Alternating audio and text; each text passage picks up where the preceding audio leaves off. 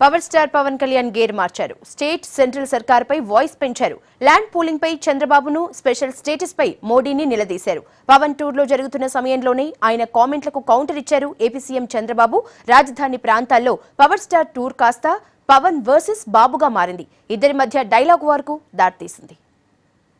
15,000 ఎకరాలు కూడా చాలా గొప్ప రాజధాని అంటే 50 చదరపు మైళ్ళు ఎంతనే ఉంటుంది భూమి. అంత పెద్ద రాజధాని నిర్మించడానికి ఎన్ని సంవత్సరాలు పడుతుంది? ప్రాక్టికల్ గా అందరూ ఆలోచించారు. హైదరాబాద్ 8,000 ఎకరాలు ఉపయోగించాం. 160 కిలోమీటర్స్ ఔటర్ రింగ్ రోడ్ వేసి 160 కిలోమీటర్స్ లో ఉండే ల్యాండ్ అంతా కూడా ఉపయోగించాం. రాజధాని అంటే 1000 ఎకరాలు కట్టచ్చు, 5,000 ఎకరాలు కట్టచ్చు.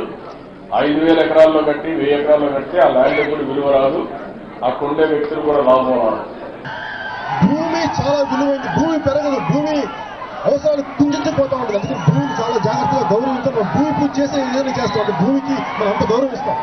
సో భూమి పట్ల బాధ్యత ఉంది ప్రతి ఒక్కరికి, ప్రతి రాజకీయ పార్టీకి బాధ్యత ఉంది.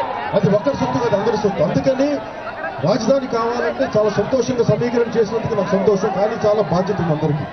ఇప్పుడు కానీ వరల్డ్ క్లాస్ కంపెనీలు రాకుండా మనం అడ్డం పడతా కూర్చుంటే ఇప్పుడుండే విలువ కూడా పడిపోతుంది. మళ్ళా ఆ విషయం గుర్తుపెట్టుకోవాల్సిన అవసరం ఉంది. హైదరాబాద్ని 9 సంవత్సరాలు స్టెప్ బై స్టెప్ బిల్డప్ చేశాం. ఆ రోజు హైదరాబాద్ చుట్టుపక్కల భూమి ఉంది కాబట్టి భూమి తీసుకుంటూ చేయలేకపోయాం. ఈ రోజు మనకు భూమి లేదు కాబట్టి మన భూమి రైతులకు ఇచ్చే 25% ఇచ్చి మొత్తం ఇన్ఫ్రాస్ట్రక్చర్ బిల్డప్ చేస్తున్నాం. ఇది ఒక పద్ధతి ప్రకారం చేస్తున్నాం తప్ప లేకపోతే ఎవరి ఒక స్వార్థం కోసం ఒకటి కాదు.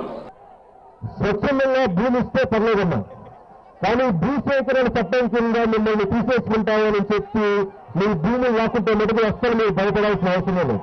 వాలంటరీగా రైతుల ముందుకు వచ్చారు. మా భూమి తీసుకోండి, మా భూమిని తీసుకోండి, రైతులే ముందుకు వచ్చి ఇచ్చారంటే ఆ భూమి ఇచ్చిన దానివల్ల వాళ్ళకి లాభం వాళ్ళకి గ్రహించారు కాబట్టి ఇచ్చారు. ల్యాండ్ ఎక్విజిషన్ కాకుండా ల్యాండ్ పూలింగ్ లో స్వచ్ఛందంగా రైతుల ముందుకు వచ్చి మా భూమి తీసుకొని మీరు డెవలప్ చేయండి, మేము కూడా బాగుపడతాం ముందుకు వచ్చారు. అవసరానికి మించి దాని భూముల్ని బలవంతంగా లాక్కుంటే నిజంగా దేశ అభివృద్ధికి కొంత భూమి కావాలి. దానికి కూడా భూమి రైతుల దగ్గర నుంచే మిగతా ఏ దగ్గర తీసుకున్నా సరైన న్యాయం జరగాలి. దానికోసం కూడా ఒక పోరాటం చేయాలి. అలా కాకుండా అవసరానికి మించి, నాకు తెలిసి రాజధాని ఒక 8,000 ఎకరాలకు మించి అవసరమా, లేదా 5,000 ఎకరాలకు మించి అవసరమా అనే నాకు ఆలోచన నాకు ఉంటుంది.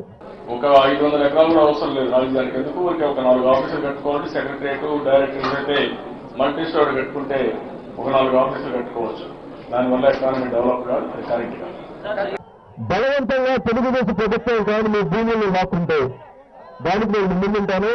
కావాలంటే నేను అమరణ నిరాహార దీక్ష చేయడానికి కూడా సిద్ధం. ప్రపంచంలో ఎక్కడన్నా ప్రజాస్వామ్య దేశంలో జరిగిందా?